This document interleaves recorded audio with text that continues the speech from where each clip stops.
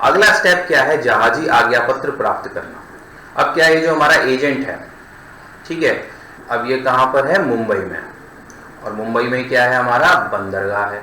अब इसने railway station से माल ले लिया और इस माल को ये कहां पहुंचाएगा, बंदरगाह तक पहुंचाएगा। बंदरगाह पहुंचाने के बाद अब क्या चाहिए इसको, ये किसी क्या करेगा, शिपिंग कंपनी से कांटेक्ट करेगा, क्योंकि माल किसके द्वारा भिजवाना है, शिप के थ्रू भिजवाना है, ठीक है ना। तो शिपिंग कंपनी से जाके कांटेक्ट करेगा, तो जाहिर सी बात है ये कुछ ना कुछ चार्ज करेंगे, अपना एक फॉर्म भरवाएंगे, और चार्ज आप जब पे कर देंगे तब ये क्या करेंगे, एक आदेश देंगे जिसे हम क्या कहते हैं, शिपिंग ऑर्डर, ठीक है। किसको होता है ये ऑर्डर, जहाज के कप्तान के लिए होता है, ठीक है। तो आप रिसीव करेंगे, ठीक, तब जाके आप कैप्टन तक पहुंचाएंगे। आपसे मतलब है आपका जो प्रतिनिधि।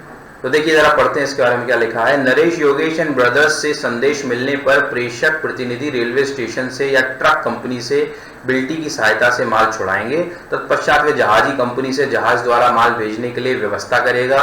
ऐसा वह स्वयं कर सकता है या जहाजी दलालों से सहायता ले सकता है। जहाज के संबंध में यदि इंडेंट में कोई विशेष आदेश नहीं है तो प्रत्येक प्रतिनिधि माल की सुरक्षा पहुंचाते समय वह भाड़े की सुविधाएं देकर उपयुक्त जहाज की व्यवस्था करेगा। जब जहाज निश्चित हो जाए तब जहाजी कंपनी से माल को जहाज पर चढ़ाने का आदेश प्राप्त होगा, क्योंकि ऐसे आदेश बिना जहाज का कप्तान माल को जहाज पर नहीं लाने देगा, जैसा कि मैंने आपको बताया था, ठीक है ना। अभी जो ऑर्डर है ये भी दो तरह का हो सकता है, हमने सीखा था कि भाई एक तो तैयार होगा और एक क्या होगा, आगे समय अवधि के लिए होगा। तो अगर आपको तैयार चाहिए तो भी अभी का हो जाएगा, वरना आगे की डेट दे देगा वो, ठीक है। तो आपने ये ऑर्डर ले लिया, आपने मतलब आपके निर्यातक के प्रतिनिधि ने ले लिया, ठीक है। उसके बाद क्या होगा, उसके बाद अगला स्टेप आता है कि भाई आप क्या चुकाएंगे, निर्यात कर चुकाएंगे, और उसके बाद आपको क्या मिलेगा, जहाजी बिल मिलेगा, शिपिंग बिल।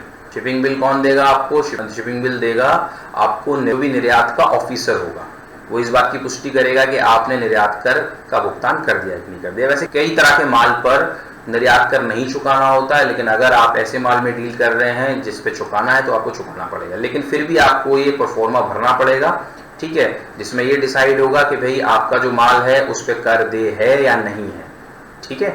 चलिए पढ़ते हैं इसके बारे में। जहाज की व्यवस्था कर लेने के बाद प्रेषक प्रतिनिधि निर्यात कर चुकाएगा। इस कार्य के लिए उनको विदेशी चुंगी घर के चालान या जहाजी बिल की 3 प्रतियां भरनी पड़ेंगी। निर्यात कर चुकाने पर चुंगी अधिकारी इन पर हस्ताक्षर करेगा। वह एक प्रति चुंगी घर में रख लेगा और शेष 2 प्रेषक प्रतिनिधि को लौटा देगा, ठीक है ना। अब इनको क्या हुआ, ये भी मिल गया, ठीक। ये जो निर्यातक का प्रतिनिधि है क्या क्या लिया इसने, सबसे पहले इसको मिली थी रेलवे की बिल्टी, ठीक। उसके बाद इसने क्या किया, वहां से माल छुड़ाया, ठीक। उसके बाद इसने क्या लिया भाई, शिपिंग ऑर्डर लिया। शिपिंग ऑर्डर लेने के बाद फिर इसने जो है निर्यात कर चुकाया और फिर इसको क्या मिल गया, शिपिंग बिल मिल गया। अब शिपिंग बिल लेने के बाद अभी भी काम खत्म नहीं हुआ है। माल को जैसे ही डॉक पे ले जाएगा तो वहां पे डॉक चार्जेस लगेंगे, ठीक है ना। तो डॉक चार्जेस पे करेगा ये, तो फिर इसको क्या मिलेगा, डॉक रिसीट मिलेगी, ठीक। पढ़ते जाए इसके बारे में। देखिए गोदी व्यय चुकाना, आगे ये वाला स्टेप। अब प्रेषक प्रतिनिधि को डॉक या गोदी अधिकारियों से भी अनुमति लेनी होगी। इसके बिना माल को गोदी पर नहीं ले जाया जा सकता। जहाज पर माल लादने के लिए अधिकारी कुछ व्यय चार्ज करते हैं। इस कार्य के लिए गोदी कार्यालय से एक चालान लेकर 2 प्रतियों में भरना होगा। इसे भरकर जहाजी बिल व जहाजी आदेश की एक प्रति के साथ गोदी अधिकारी को प्रस्तुत करना होगा और आवश्यक शुल्क चुकाना होगा। उससे हस्ताक्षर होने के उपरांत चालान की एक प्रति प्रेषक प्रतिनिधि को लौटा दी जाती है। इसे गोदी रसीद कहते हैं, जैसे कि मैंने आपको बताया था पिछली स्लाइड पे, आप देखें, ठीक। तो इसने भाई शिपिंग ऑर्डर ले लिया, शिपिंग बिल हो गया, और ये डॉक चार्जेस पे कर देगा तो इसे क्या मिल जाएगी, डॉक रिसीट मिल जाएगी, ठीक है ना। एक बात याद रखिएगा कि जो शिपिंग बिल है इसके दौरान ये डिसाइड हुआ था कि भाई ये जो निर्यात कर है ये देगा या नहीं देगा, है ना।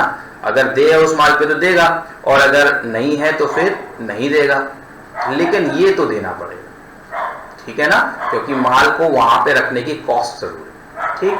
चलिए आगे बढ़ते हैं। अब इसके बाद का स्टेप क्या होगा, अब इस रसीद को कहां ले जाएगा, ये जहाज के कैप्टन के पास ले जाएगा, और कैप्टन जो है इसको क्या देगा कि माल मैंने भाई रखवा लिया है, एक रसीद देगा जिसका नाम कप्तान की रसीद कह सकते हैं, या कह सकते हैं इसको मेट्स रसीद। देखिए आगे अगला स्टेप, जहाज पर माल लदवाना एवं मेट की रसीद। अब प्रेषक प्रतिनिधि माल को जहाज पर लदवाएगा। गोदी अधिकारी यह देखभाल रखते हैं कि जहाज पर वही माल लादा जाए जिसका विवरण जहाजी बिल में दिया गया। तो ये तो वही उनका काम है, अतः जिस पर निर्यात कर अदा कर दिया गया। ये भी इंपॉर्टेंट बात है। बंदरगाह पर जहाज के कप्तान को जहाजी आदेश दिखाना आवश्यक है। इसे देखे बिना वह जहाज पर माल नहीं चढ़ाने देगा। देखिए ये बात हमने कही थी कि जो शिपिंग कंपनी है वो अपने कैप्टन को ऑर्डर दे रही है कि भाई आप इस माल को अपने जहाज पर चढ़ा लीजिए। रिसीव जरूर हमारा जो प्रतिनिधि कर रहा है, तो इस प्रतिनिधि को उस ऑर्डर को जाके उसको देना पड़ेगा कि भाई ये ऑर्डर है, तभी चढ़ाएगा वरना नहीं चढ़ाएगा। जहाज पर माल लद जाने के बाद प्रेषक प्रतिनिधि को जहाज के कप्तान की ओर से एक रसीद दी जाएगी जिसे मेट रसीद कहते हैं। यह लादे हुए माल की प्राप्ति स्वीकृति के रूप में होती है। यह दो प्रकार की होती है, दोष रहित और दूषित। इसके बारे में भी हमने जिक्र किया था। अगर आपकी पैकिंग बिल्कुल ठीक है, कोई दिक्कत नहीं है, तो क्या दे देगा, दोष रहित यानी कि क्लीन रिसीट देगा। लेकिन उसमें कोई भी गड़बड़ है तो क्या दे देगा, आपको फाउल दे देगा यानी कि दूषित रसीद दे देगा। देखिए क्या लिखा है, अगर पैकिंग संतोषजनक होता है तो दोष रहित और यदि असंतोषजनक है तो दूषित रसीद दी जाती है। ठीक है ना। चलिए इसके बाद अगला स्टेप क्या होता है, अब आपको भाई मेट रिसीट भी मिल चुकी है। अब आपको बनवाना है क्या, bill of lading. Bill of lading मतलब जहाजी बिल्टी। जैसा कि मैंने बताया था बहुत इंपॉर्टेंट डॉक्यूमेंट है।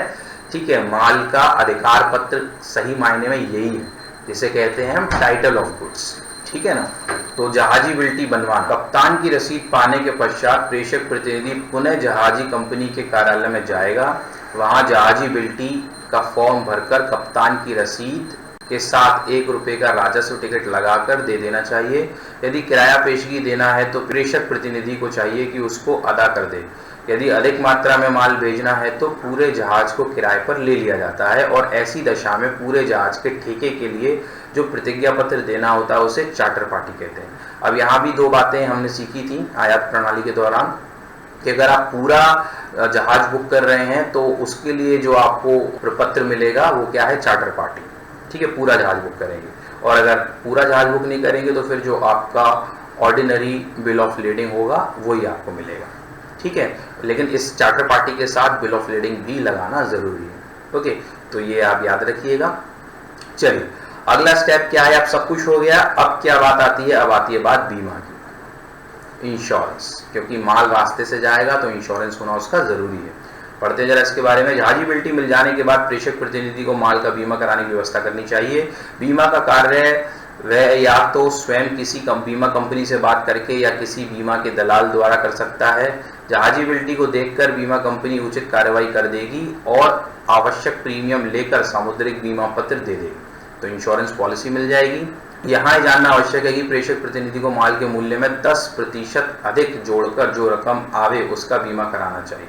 ठीक है, तो ये एक बात इन्होंने कही गई है कि माल में 10% और आप जोड़ दीजिए, उसके बाद बीमा कराना चाहिए।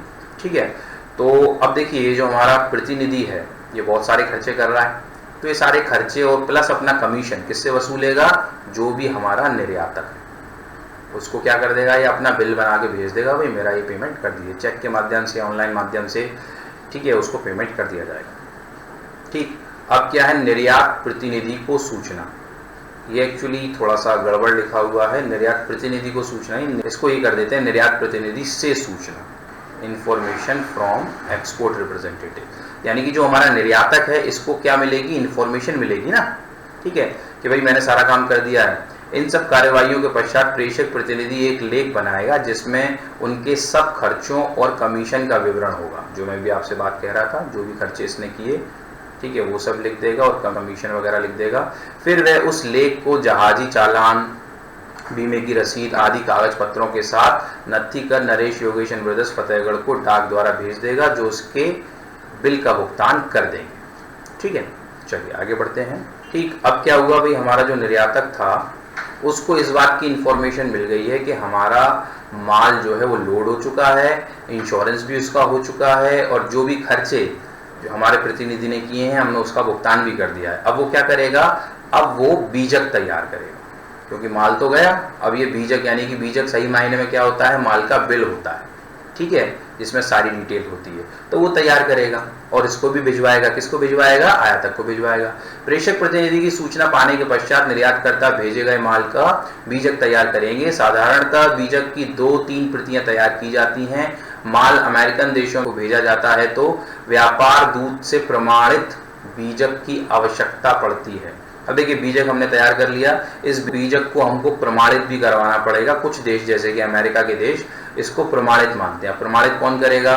जो भी हमारा उस देश के अंदर व्यापारिक दूतावास होगा। जैसे कि हम पेरिस की बात कर रहे हैं तो वहां पे जो हमारा जो दूतावास होगा हमारे देश का, वहां से इसे हमें प्रमाणित करवाना पड़ेगा और उसका एक सर्टिफिकेट होगा, वो भी हमें बीजक के साथ लगा के भेजना पड़ेगा। तो वही बात यहाँ पे लिखी है, बीजक की आवश्यकता पड़ती है। व्यापार दूत वह अधिकारी होता है जो अपने देश के व्यापारिक हितों की रक्षा करता है।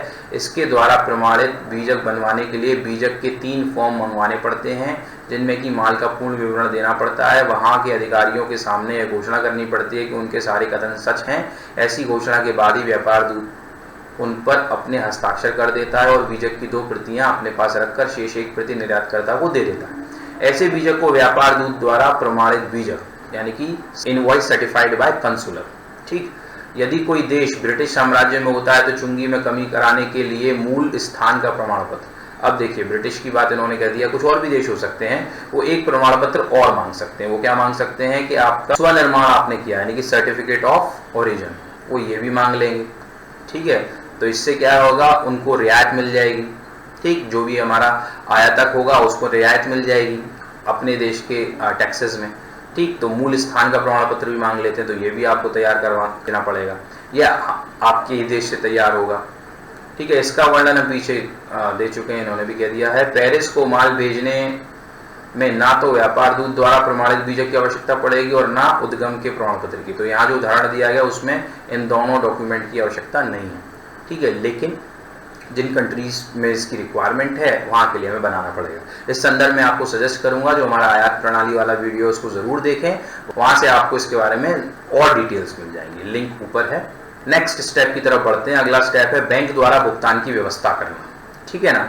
अब देखिए हम निर्यातक हैं, हमने जो है अपना माल जो है रवाना कर दिया, ठीक। माल रवाना कर दिया तो हमें पैसा मिलेगा, ठीक है ना। तो पैसा लेने के लिए हम क्या करते हैं, एक विनिमय विपत्र लिखते हैं जिसे बिल ऑफ एक्सचेंज कहते हैं। ये 2 प्रकार का होता है, एक बिल ऑफ साइट होता है और एक आपका डीपी होता है, ठीक है ना। कई लोग बीपी कह रहे थे, डीपी कह लीजिए, ठीक। ये क्या होता है, डेट वाइज होता है, ठीक है। किसी डेट पे पेएबल ऑन डेट होता है, ठीक है, बिल पेएबल ऑन डेट, सही मायने में। तो कुछ बीपी लिख देते हैं, कुछ डीपी लिख देते हैं, हम डीपी लिख लेते हैं यहाँ पे, ठीक। तो बात करते हैं इसके बारे में। इसकी बैंक द्वारा भुगतान की व्यवस्था करना, इसकी विधि दोनों पक्षों के मध्य समझौते पर निर्भर करती है। यदि भुगतान डीपी बिल द्वारा होना है तो माल भेजने वाले पेरिस की फर्म पर एक बिल लिखेंगे और इसके साथ माल के अधिकार संबंधी सारे कागज पत्र आयातकर्ता को दे देंगे। जब भारतीय बैंक को इस बात की सूचना मिलेगी तब वह नरेश योगेश एंड ब्रदर्स फतेहगढ़ के नाम उतना रुपया जमा कर देगी, ठीक है ना। तो ये बात है कि भाई एक बिल हमने लिख दिया, ठीक, और ये 3 महीने बाद पेमेंट होना है, तो हम क्या करेंगे, इस बिल के साथ सारे डॉक्यूमेंट जो है आयातक को भिजवा देंगे, ठीक। लेकिन अगर बिल ऑफ साइट है तो फिर पेमेंट तुरंत होगा, पहले पेमेंट होगा उसके बाद बाकी के डॉक्यूमेंट उनको दिए जाएंगे, ठीक। तो ये चीज़ है। चलिए आगे बढ़ते हैं। अब ये भी काम हो गया, हमने बिल भी वगैरह भिजवा दिया। आयात करने वाले को सूचना, अब ये सारी जानकारी हम आयातक को दे देते हैं कि भाई हमने सारे डॉक्यूमेंट आपको भिजवा दिए हैं, आप बैंक से ले लीजिए। बैंक को कागज पत्र सौंपने के साथ साथ माल भेजने वाला तुरंत विलियम एंड कंपनी पेरिस को इस बात की सूचना दे देगा कि माल रवाना कर दिया गया है और अधिकार संबंधी कागज पत्र अमुक बैंक के द्वारा भेजे जा रहे हैं। सूचना पत्र के साथ बीजक की एक प्रति भी भेजी जाती है, ठीक है। इस पत्र को पाते ही पेरिस की विलियम एंड कंपनी अधिकार संबंधी कागज पत्रों को बैंक से लेने की व्यवस्था करेंगे। अभी जाके बैंक से जितने भी डॉक्यूमेंट होंगे वो सब ले लेंगे, ठीक है। क्या क्या डॉक्यूमेंट होंगे, सबसे ज़्यादा इंपॉर्टेंट डॉक्यूमेंट तो होगा साहब बिल ऑफ लेडिंग यानी कि जहाजी बिल्टी, ठीक है। इसके अलावा इनका जो इनवॉइस होगा यानी कि बीजक, ठीक है, ये मिल गया आपका।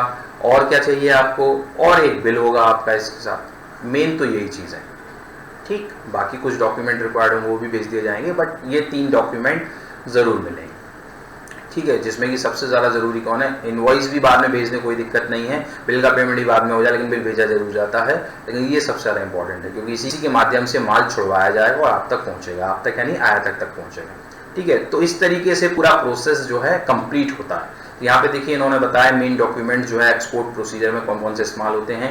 इंडेंट हुआ, जहाजी आज्ञा हुआ, जहाजी बिल, डॉक चालान, कप्तान की रसीद, ये डॉक चालान कह लीजिए या डॉक रिसीट कह सकते हैं इसको, बात एक ही है, ठीक है। कप्तान की रसीद कह लीजिए या फिर इसको मेट रसीद भी कहते हैं। जहाजी बिल्टी, चार्टर पार्टी, बीमा पत्र, निर्यात बीजक, प्रलेखीय बिल, ये सारे डॉक्यूमेंट होते हैं, ठीक है ना। तो इस संदर्भ में मैं आपको हाईली रिकमेंड करूंगा कि हमने जो आयात प्रणाली वाले 2 पार्ट में वीडियो बनाए हैं वो ज़रूर देखें और फिर आप कंपेयर करें आयात प्रणाली और निर्यात प्रणाली को, उससे आपको सब कुछ क्लियर हो जाएगा कि यहाँ से क्या हो रहा है और वहाँ से क्या हो रहा है। दोनों पार्टी के थ्रू समझेंगे, एक वीडियो में ही सब कुछ समझाना पॉसिबल नहीं था, लेकिन अब आप समझ सकते हैं। आप उन दोनों वीडियोस को देखें और कंपेयर करें कि क्या क्या स्टेप यहाँ से लिए जा रहे हैं, ठीक है, निर्यातक से, और क्या क्या स्टेप आयातक के लेवल पे लिए जा रहे हैं। तब आपको बहुत अच्छे समझ में आ जाएगा, याद करने में आसानी रहेगी, आपको किसी भी तरह की परेशानी नहीं होगी, ठीक। तो दोस्तों आज के लिए बस इतना ही। उम्मीद है आपको ये वीडियो पसंद आया होगा और आप इसे अपने दोस्तों के साथ भी शेयर करेंगे। और अगर अभी तक आपने हमारे चैनल को सब्सक्राइब नहीं किया है तो आज ही सब्सक्राइब करें। फिर मुलाकात होगी आपसे नए टॉपिक के साथ, तब तक के लिए धन्यवाद।